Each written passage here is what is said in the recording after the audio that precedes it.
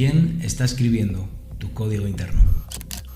La batalla de la narrativa que heredaste o adquiriste y el diseño que Dios escribió y preparó para ti.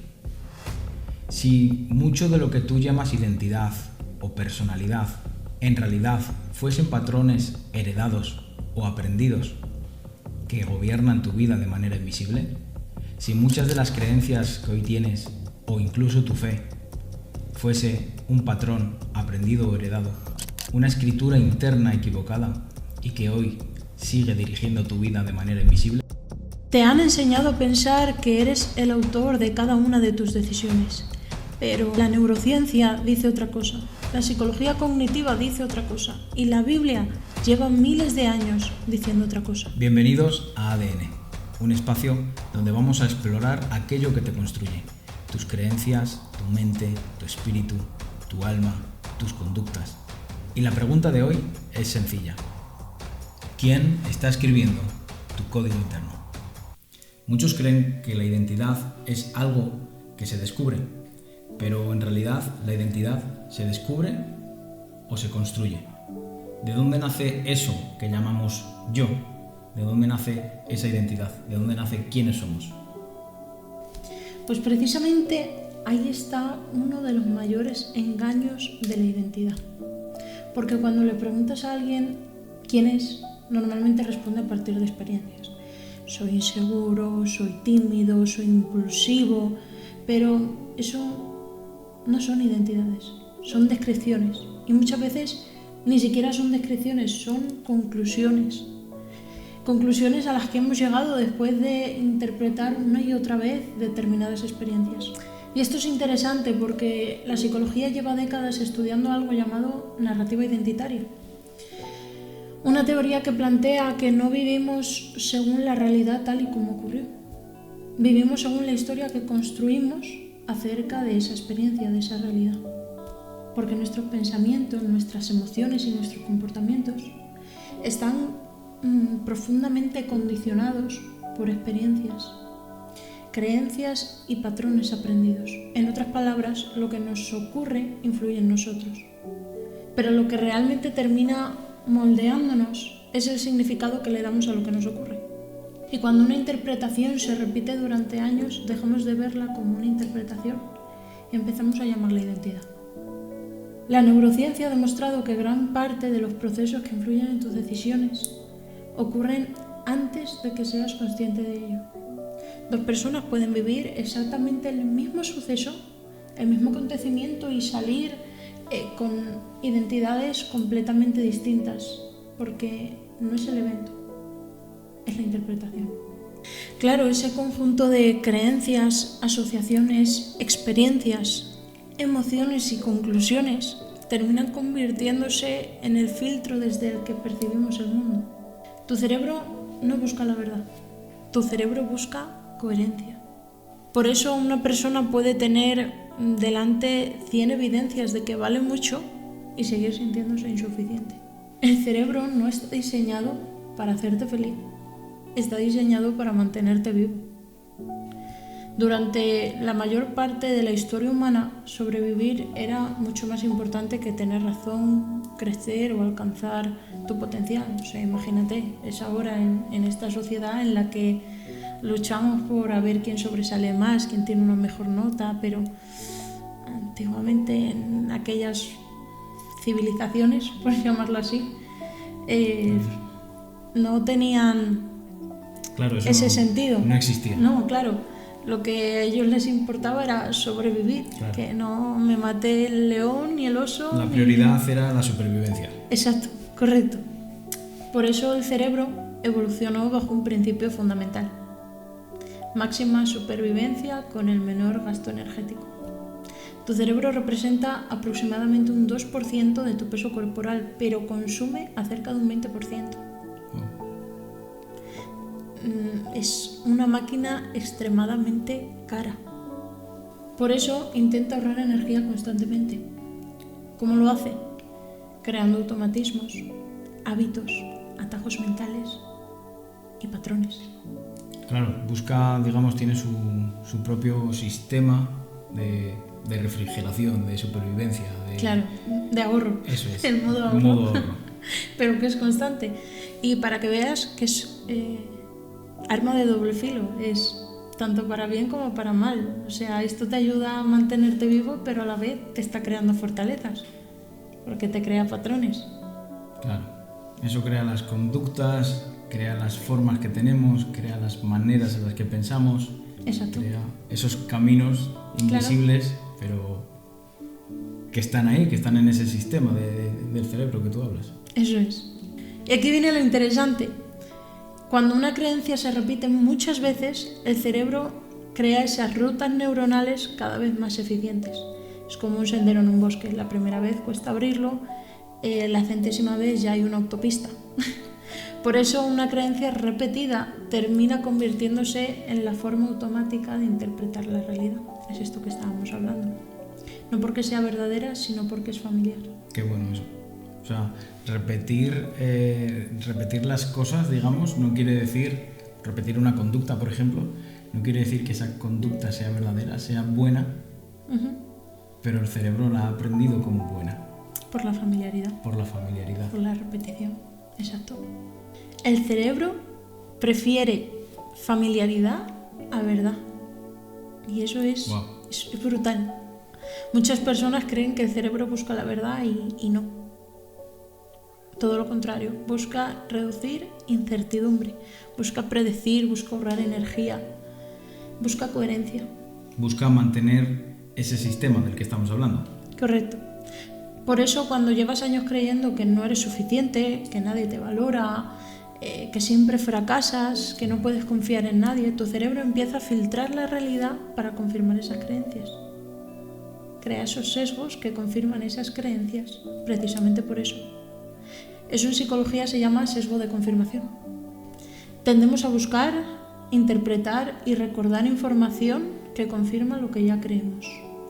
Porque cambiar una creencia exige energía, cuestionar una narrativa exige energía y reconstruir una identidad exige energía. Imagina dos cerebros. Cerebro A. Cada día cuestiona todo, analiza todo desde cero, revalúa cada creencia. El consumo energético es enorme. Y un cerebro B. Usa patrones que ya conoce, predice, automatiza, ahorra energía. Desde una perspectiva evolutiva, el segundo era mucho más eficiente. Claro, por eso hemos heredado un cerebro que tiende a conservar sus modelos internos. Tu cerebro no está programado para buscar la verdad. Está programado para conservar aquello que le permite predecir la verdad con el menor gasto energético posible. Muchas veces no defendemos nuestras creencias porque sean correctas. Las defendemos porque son familiares. Vale, todo esto está muy bien desde la psicología, está muy bien desde el lado científico, ¿vale? Digamos, pero vamos a darle una vuelta a todo esto de tuerca y vamos a encajarlo a lo que nos... por el motivo de estos podcasts y por qué hemos comenzado con este proyecto, que es la parte un poco más espiritual, digamos. Porque nos han hecho creer o nos han enseñado, sobre todo esto que estás hablando, nos viene muy bien encajarlo de esta manera, de que un poco como que la psicología va por una parte, va por un lado, y lo espiritual va por otro. Que ciencia y espiritualidad o vida espiritual son contrarias o que no compaginan, no casan entre sí. Entonces, ¿cómo llevamos esto al espíritu? ¿Cómo llevamos esto y lo encajamos, digamos, con la fe? Pues, precisamente, aquí es donde la Biblia dice algo revolucionario. Porque mucho antes de que existieran las teorías sobre narrativa identitaria, esquemas cognitivos o creencias nucleares... Nucelar. La palabra es nucelar. Pablo nos habla de la renovación de la mente. Qué bueno eso. Porque cambiar una narrativa no es simplemente adquirir información nueva. Es desafiar rutas que llevan años gobernando tu forma de pensar. Salir del sistema de comodidad de tu cerebro. Exacto. De ese sistema que intentan mantener continuamente y que heredamos. Eso es. El problema es que tu cerebro ama lo familiar, aunque lo familiar te esté destruyendo.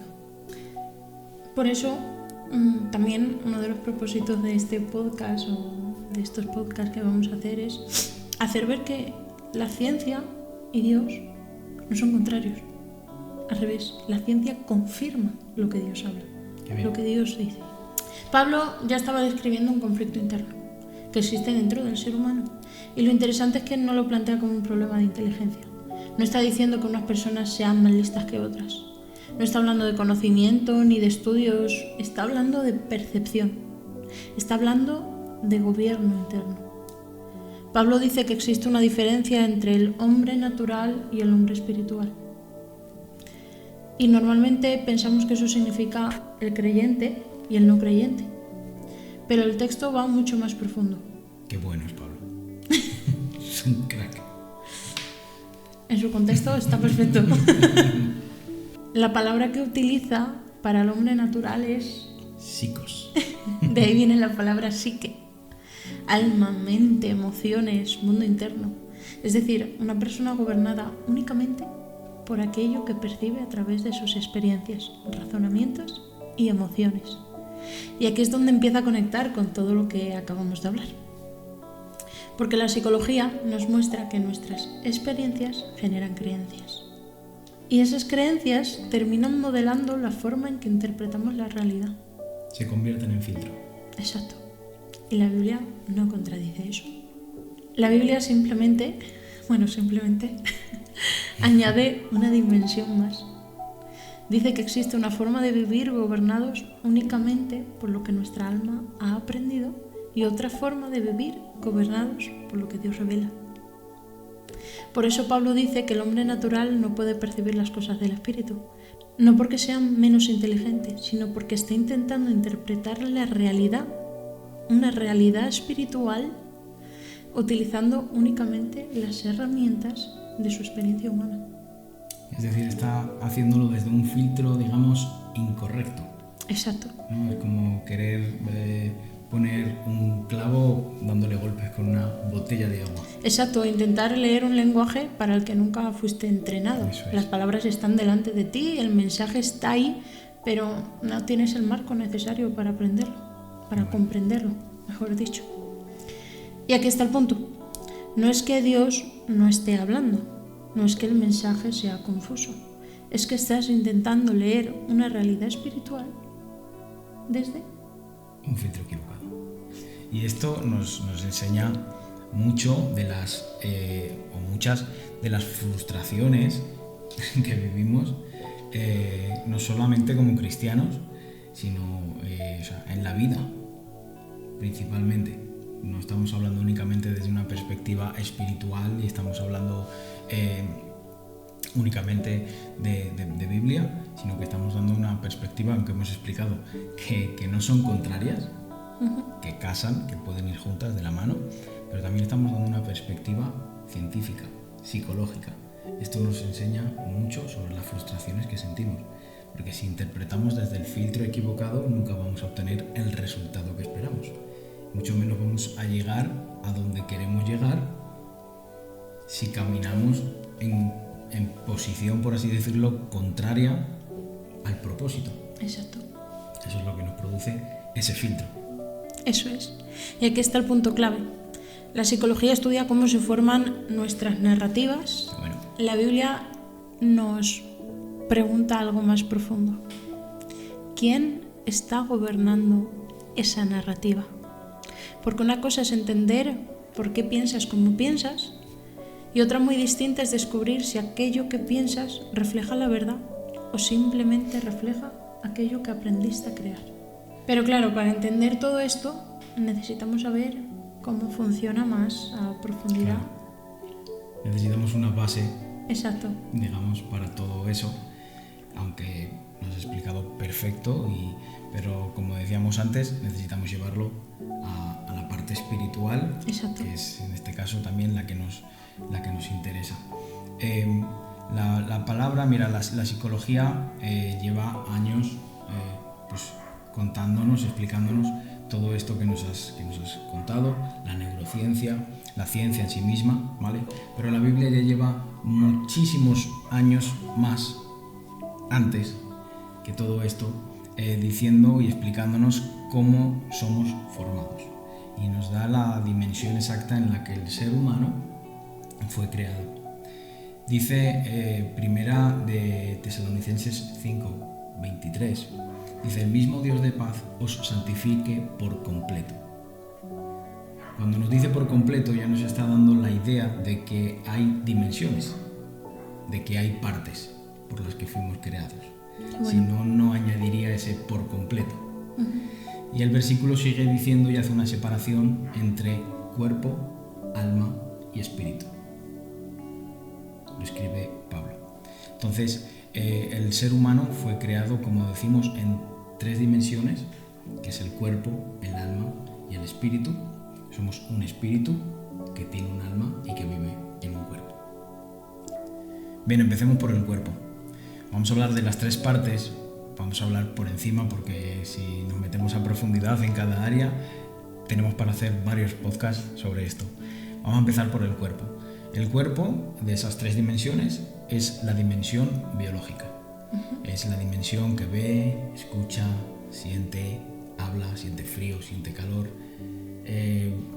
Digo esto entre comillas, es la dimensión más fácil, digamos, de explicar porque es finita. Uh-huh. Tiene un principio, claro, y tiene un final. Entonces es la parte, digamos, más fácil de explicar, en la que menos nos vamos a exponer, a meter en ella. Lo que pasa con el cuerpo es que el cuerpo experimenta, pero no decide interpretación. O sea, no tiene interpretación por sí mismo. Uh-huh. El cuerpo siente, pero no interpreta lo que siente. Hay otra dimensión que manda sobre él, sobre ese cuerpo. Es decir, un cuerpo obviamente no va solo, no ve solo, no camina solo, ¿vale? Eso es lo que nos diferencia también de los animales, ese raciocinio y esa, ¿ok? Entonces el cuerpo experimenta, pero no tiene ese filtro para decir siento pena porque me ha ocurrido esto. Simplemente lo externaliza. Claro, eso le corresponde al alma o al espíritu. Eso es. La segunda dimensión, digamos, es el alma. No es que tengan un orden, por así decirlo, pero vamos a separarlas de esta manera. La segunda parte es el alma, que aquí, digamos, encontramos quizá la parte más complicada del ser humano. ¿Por qué? En el alma reside el intelecto, la voluntad y las emociones. Digamos, es el sistema central, por así decirlo. La Biblia lo habla como el corazón del hombre. Cuando muchas veces también tenemos que aprender a diferenciar cuando lo nombra, porque hay veces que nombra corazón como espíritu y la mayoría de veces lo nombra corazón como alma, como la parte, digamos, ese sistema central. ¿De acuerdo? Y aquí hay algo que tú has nombrado antes que también es muy interesante. Cuando en el Génesis la palabra de Dios dice que el hombre llegó a ser un alma viviente, después de que lo crea y sopla el aliento de vida en él, la palabra que utiliza es nefes. Pero cuando esa traducción va al griego, esa palabra nefes se convierte en psique. Uh-huh. Ya no es nefes, ahora es psique, ahora es alma. Entonces aquí, como digo, encontramos la memoria, encontramos la imaginación, encontramos los pensamientos, encontramos las creencias, encontramos esos patrones que se van formando y que se van escribiendo a lo largo de la vida y que después veremos cómo se forman y por qué se forman, de qué manera. Digamos que el alma es una impresora. Es una impresora que guarda, almacena, archiva todos los acontecimientos de la vida del hombre, entre otras muchas cosas. Entonces, referente a lo que tú hablabas, a lo que tú decías, llevado a la psicología, el alma nos hace esclavo de las interpretaciones. Uh-huh. El hecho, los traumas, los sucesos que nos ocurren duran unos momentos, duran unos instantes, pueden durar más tiempo o menos tiempo, pero quiero decir, es un momento determinado. pero una mala interpretación desde el alma, desde ese filtro, puede durar toda la vida y hacernos esclavos de esa mentira. Claro, nos quedaría entonces por ver el espíritu, cómo hace el espíritu. Eso es, el espíritu, digamos, en esas 3 dimensiones de las que estamos hablando, es la tercera dimensión, aunque es la principal, como digamos, como decía, el espíritu, somos un espíritu que tiene un alma y que vive en un cuerpo. Exacto. No es al revés, no somos un cuerpo que tiene un alma y tiene un espíritu, vive un espíritu en él, no. Dios nos creó desde esa perspectiva. ¿Por qué? La palabra nos enseña en Juan 4:24 que el espíritu mismo da testimonio a nuestro espíritu de que somos hechos hijos de Dios. Es decir, el espíritu con mayúscula, Espíritu Santo, da testimonio a nuestro espíritu, ahí hace la palabra una separación y nos habla claramente de que somos y tenemos un espíritu, de que somos hechos hijos de Dios. Y aquí hay algo muy interesante. El espíritu no necesita recibir información del exterior. No necesita llenar esa psique que hemos hablado. No necesita llenar esa librería que tenemos en el alma. El espíritu sabe por sí mismo, porque el espíritu fue dado por Dios. Entonces, en el espíritu es donde Dios carga la conciencia y carga la intuición y la comunión con Él. Por eso tenemos un espíritu. El espíritu, como digo, no necesita esa información exterior, sino que aprende, aunque ya sabe, aprende por comunión con Dios. Exacto, lo que necesita es estar conectado. Eso es. La conciencia es la primera ventana que se abre para acceder al mundo espiritual. Cuando tenemos conocimiento de Él, es cuando se abre esa ventana al mundo espiritual, que es la conciencia. ¿Okay? Y luego la intuición, digamos que es como una especie de semáforo, vamos a explicarlo así para no meternos muy profundo, una especie de semáforo emocional, pero no es emocional, es espiritual, ¿vale? Que nos alerta y nos enseña y nos aprende, nos dice cómo discernir. ¿Ok? Entonces... sí, según el libro que leí el otro día. ¿Qué libro es ese? De Maldonado. Okay. La intuición era como no pensamiento, sino aquello que viene y no razonas, no te da tiempo a procesarlo para no contaminarlo. Eso es. No pasa por ese filtro, claro, por eso la evidencia de que está en el espíritu, porque no pasa por ese filtro. No se contamina, no empiezas a... sí, porque esto debería... no, vas directo. Por eso digo que el espíritu por sí mismo ya sabe, no necesita saber. Es en el espíritu donde Dios pone esas 3 cosas, como digo, tanto la intuición como la conciencia y la capacidad de comunión con Él, porque Dios es espíritu. Claro, la intuición vendría a ser lo que la gente llama, esto si quieres lo cortamos ya para nosotros y si no lo dejamos, lo que la gente llamaría como corazonada. Eso es, exactamente. Por eso he dicho que es como un semáforo. Nos marca cuando el semáforo está en rojo, cuando el semáforo está en ámbar o cuando el semáforo está en verde. Es decir, hay veces que la intuición no va a entrar, ese semáforo en ámbar, no nos va a decir ni si sí ni si no. Pero hay otras veces que nos da esa corazonada de no sé por qué, pero sé que lo sé, que sé que lo sé. Sí. Y es ese semáforo en verde. Hay otras veces que directamente nos va a salir esa lucecita roja que nos va a decir por aquí no es, no lo intentes, cabezón, y nos va a marcar de esa manera. Es eso, no necesita una experiencia externa, no necesita una información externa, no necesita nada de eso, lo sabe porque lo sabe. Y ahí es donde Dios carga en nuestro espíritu, carga identidad, carga propósito, carga dirección y carga revelación. Qué bueno. Entonces, ahí está la batalla, como hemos dicho, y que has explicado muy bien con la ciencia, la neurociencia y la psicología, de cómo se forman esos patrones y cómo existe esa lucha. De hecho, Pablo escribe y dice: lo que quiero hacer, el bien que quiero hacer no hago, sino que hay algo en mí, parafraseando el versículo, que me lleva a hacer lo malo, que me lleva esa Concupiscencia es esa alma, es ese deseo, esas ganas, esa otra escritura, ese filtro, como hemos hablado, que nos arrastra continuamente. Y esa es la lucha real del hombre. El saber discernir y el ser gobernado realmente desde donde debe de ser, que es en el espíritu. Y el alma debe de ser reeducada. Qué bueno. Cuando aceptamos a Cristo, la regeneración y la vivificación de nuestro espíritu es instantánea, pasamos a ser uno con Él, pero el alma necesita ser liberada, necesita ser reeducada y necesita continuamente ser entrenada. El alma es un gobernante. No es que sea contraria, pero es un gobernante, porque enseguida, como tú has explicado muy bien con el cerebro, busca la supervivencia, busca la comodidad. Exacto. Busca lo que ya sabe.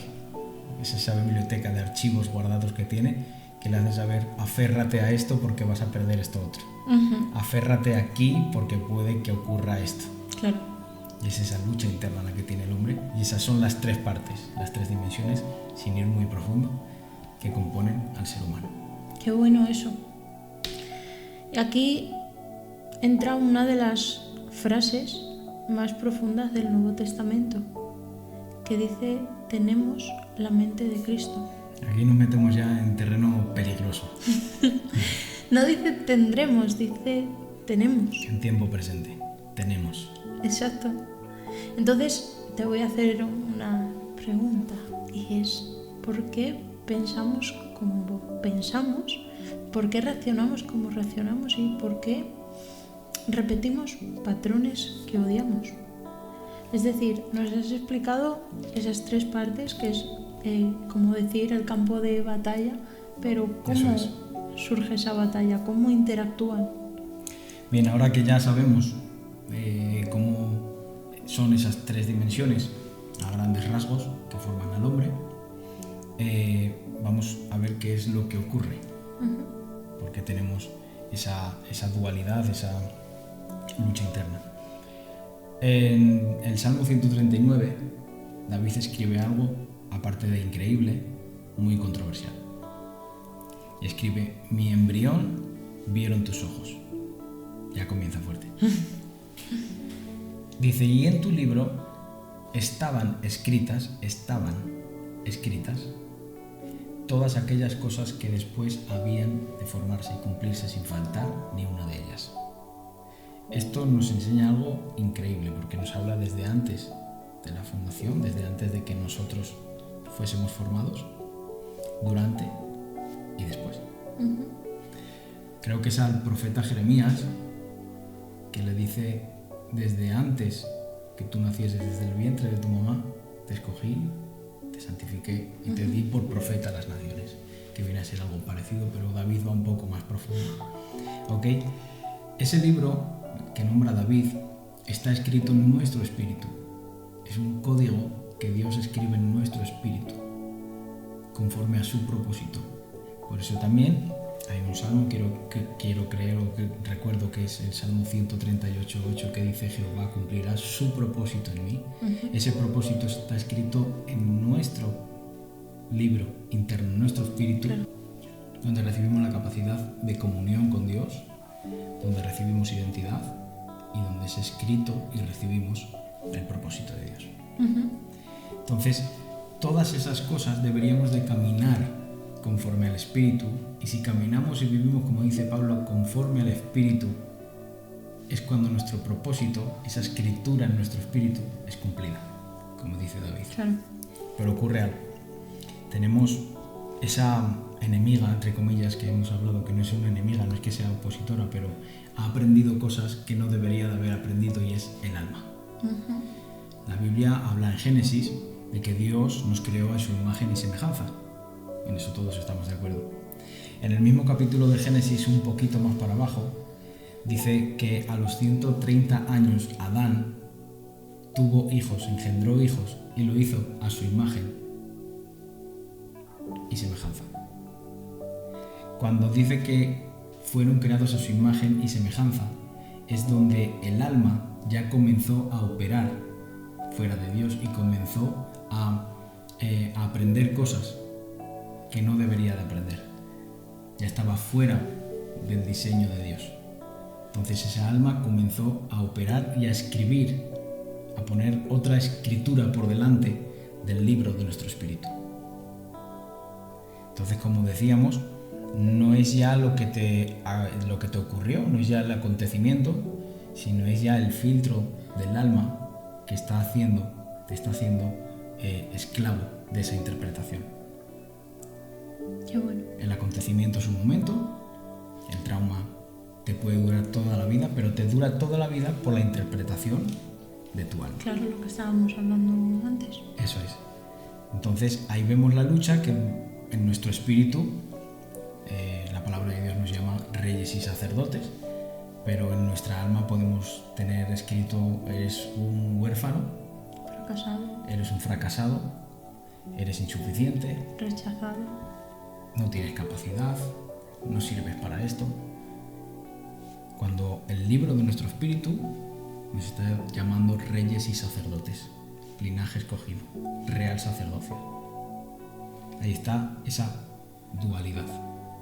Claro, esto me hace pensar, aunque me meta un poco en berenjenales, que hay como una predestinación al propósito, hay un llamado a eso ya escrito, pero no deja de haber un libre albedrío que si tú obedeces tu alma y la pones por encima del espíritu, no el alma sujeta al espíritu, sino sujetas el espíritu al alma. Eso es. Es cuando eso es, de alguna forma, por llamarlo así, abortado. Eso es. Eso es. Cuando anteponemos, por eso decía que no hay un orden, por así decirlo, pero sí que principalmente somos un espíritu, ¿vale? Cuando anteponemos el alma, incluso esto explica el porqué de las depresiones. Cuando un alma recibe esos golpes, por así decirlo, esos traumas, esa presión sobre ciertas áreas de nuestra vida, un acontecimiento, un trauma, un abandono, un fracaso, un divorcio, el alma lo que está recibiendo es esa depresión y se está anteponiendo a lo que es nuestro espíritu, que somos nosotros realmente. Por eso entramos en depresión. Claro, que en sí el alma no es que sea mala o la parte mala nuestra, sino es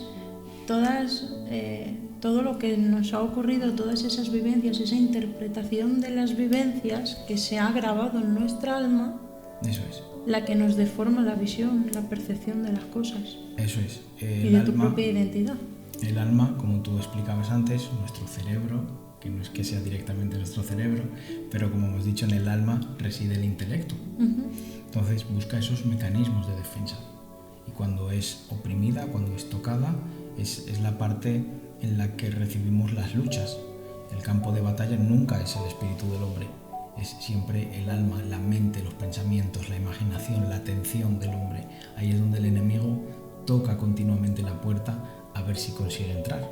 No es el espíritu, porque el espíritu es incorruptible, pero nuestro alma sí. Y es cuando siente esa presión de la que hablamos, cuando intenta anteponerse a lo que somos. Por eso Pablo dice: no os conforméis, muy importante esa palabra, no os conforméis a este siglo, sino transformaos por medio de la renovación de vuestro entendimiento, de vuestro pensamiento, de vuestra mente, de vuestra alma. Claro.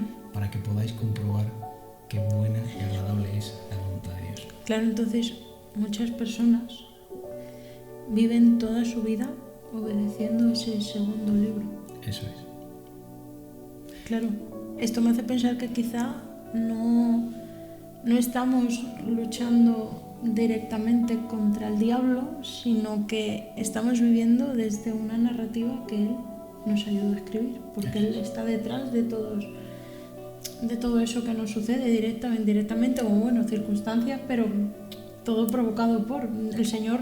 No quería que nosotros pasáramos por esto, o sea, no es que Dios diga: yo los creé para el sufrimiento. No era ese el diseño de Dios ni el plan de Dios. Claro, el enemigo intenta abortar ese propósito porque él sabe esto que estamos hablando lo sabe. Entonces él te pone esos tropiezos, esas trampas, esas cosas para que caigas en todos esos sucesos, para que el alma se quede grabada Pero claro, al vivir así estamos como... a ver cómo te digo. Estamos siguiendo o caminando sobre lo que Satanás ayudó a escribir, no sobre lo que Dios dijo. Eso es. Como digo, esto Satanás, como dices tú, lo conoce. Satanás nunca va a apelar a nuestro espíritu. Es incorruptible. Y una vez que estamos en Cristo, no lo puede tocar. Tiene un Señor. Tenemos un contrato firmado y pagado con sangre. Y eso no lo puede tocar. Pero sí que sabe que puede apelar al alma. Porque el alma todavía no ha sido reeducada y no ha sido transformada por completo hasta que Cristo venga por nosotros. Entonces, siempre va a apelar a eso.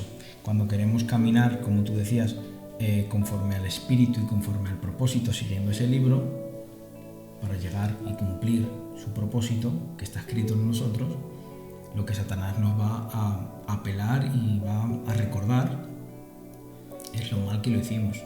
Claro, va a venir acusando, va a venir Satanás, recordándote esa narrativa. Satanás es un experto tanto en escritura como en lectura de nuestra alma. Y eso es una realidad. Satanás, y esto lo quiero dejar bien claro, Satanás es un experto en la lectura de nuestra naturaleza caída, en recordar nuestra naturaleza caída, en recordar nuestros pensamientos caídos, en recordar nuestras emociones caídas. No le conviene que sepamos que ese libro está escrito en nosotros, que ese propósito ya fue plasmado por la mano de Dios. Qué bueno. ¿Y cómo hacemos pues para desechar o reescribir ese segundo libro? Porque claro, el alma no podemos quitarla de nosotros, porque el alma, hemos dicho que no es que el alma sea mala. El problema es que el alma ha sido marcada por todo lo que hemos comentado antes y predomina sobre nuestro espíritu porque le damos ese acceso. ¿Cómo se borra o cómo se renueva? Como dice la Biblia, ¿cómo se hace? Eso es.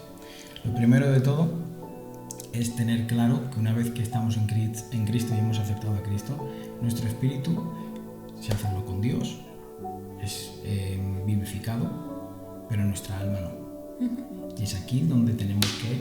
Claro, aquí está un punto muy fuerte porque hay mucha gente que cree que en el momento que llegas a Cristo, que aceptas a Cristo, ya todo, como todas las cosas son hechas nuevas, que ahí se refiere al espíritu y a que el alma progresivamente, porque mismo seguimos teniendo enfermedades, si todo fuera hecho nuevo, literalmente todo, y no entendemos ese contexto, como eso lo que quiere decir, diríamos que entonces no podríamos enfermar nunca más, y no es así. Sí, o ya no tendríamos malos pensamientos. Claro, o hábitos, patrones, todo esto que estamos hablando, todas esas fortalezas dejarían de estar, y no es cierto. O sea, cuando aceptamos a Cristo, nuestro espíritu se reconecta con Dios. Eso es. Que es esa muerte, no es que el espíritu esté muerto, o sea, porque si no, no viviríamos, ¿vale? Sino que está separado de Dios, entonces vuelve a conectarse con Dios. Esa conexión es la que vuelve, la que resucita, por así decirlo. Eso es. Pero claro, el alma y el cuerpo no, que era lo que tú estabas hablando.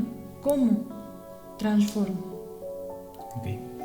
El cuerpo, como hemos dicho, siempre va a obedecer a una de las dos narrativas, o a nuestro espíritu o al alma, una de las dos narrativas.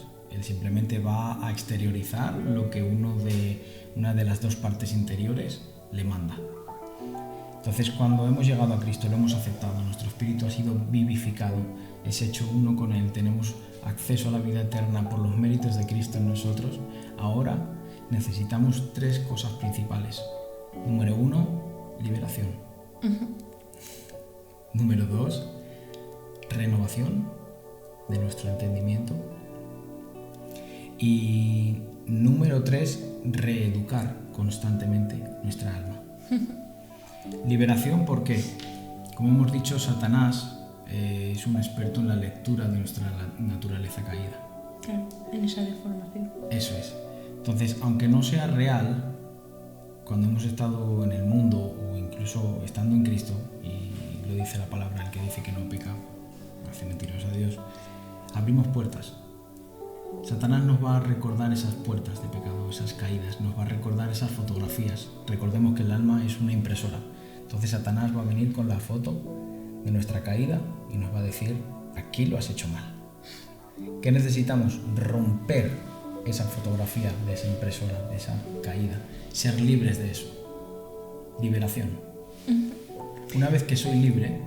Claro, este punto es importante porque hay mucha gente que esto no lo cree, por lo que decía, porque todas las cosas son hechas nuevas, pero aquí realmente, y lo vemos y lo podéis ver examinándoos vosotros mismos, como sí que es necesaria esa liberación. Eso es. Porque sí, el espíritu es incorruptible y, como él decía, tenemos un contrato con Dios firmado con su sangre, o sea, pero lo que pasa es que su sangre, su sacrificio en la cruz, te da ese derecho a que tú rompas con eso. Eso es. O sea, Cristo hizo todo lo que él tenía que hacer. Eso es imposible para nosotros, pero hay una parte posible y voluntaria, porque si no, no tendríamos ese libre albedrío tampoco. Hay una parte libre y voluntaria que él te da que la hagas tú. Eso es. De hecho, a mi forma de ver, todas las partes son voluntarias. La salvación es voluntaria. Claro. Tú la tomas, la aceptas porque quieres. Nadie pone sobre ti una pistola. Sí, pero tú no podías hacer nada para ello. No podía, o sea, eso lo tenía que hacer no, Cristo. Únicamente por los méritos de Cristo, pero quiero decir, soy yo el que decide y acepta creer en el sacrificio, en los méritos de Cristo por los cuales tengo acceso a ello. Ahora bien, la liberación ocurre lo mismo. Cristo, por medio de sus méritos en la cruz, nos da acceso a la total liberación. Pero ahora bien, tú la tienes que querer. Debemos de querer tomarla. Debemos de querer porque hemos llegado a Cristo, pero ahora quizá tenemos a Cristo en nuestro corazón, pero ahora quizá nos domina la cultura. Sí. Nos domina la familia. Claro. Nos dominan los patrones. Que es lo que estábamos hablando. Obviamente nuestra alma, porque en eso que hablábamos de que el cerebro intenta ahorrar energía y aferrarse a esos patrones y a esas cosas y crearlos, intenta siempre me quedo con lo familiar, con lo conocido, con lo mío, no quiero. Entonces quizá yo le entrego al Señor lo superficial, lo fácil, claro, pero renunciar a mi comodidad, incomodarme y quitar y exponerme primeramente y que eso sea limpio, arrancado de mí, quizá no quiero. Quizá quiero que me trates hasta aquí, pero esto ya no. Claro. Entonces, aquí hay suciedad. Claro. Y aquí vamos un poco más profundo porque esto es una realidad que hay que mostrar. Hay muchas personas que están en Cristo, pero no han sido transformadas. ¿Por qué mi marido no cambia? ¿Por qué mi mujer no cambia? ¿Por qué mi suegra no cambia? ¿Vale? Las suegras nunca cambian. Pero es una realidad. Estoy en Cristo, pero no he sido transformado. ¿Por qué? Porque es de manera voluntaria.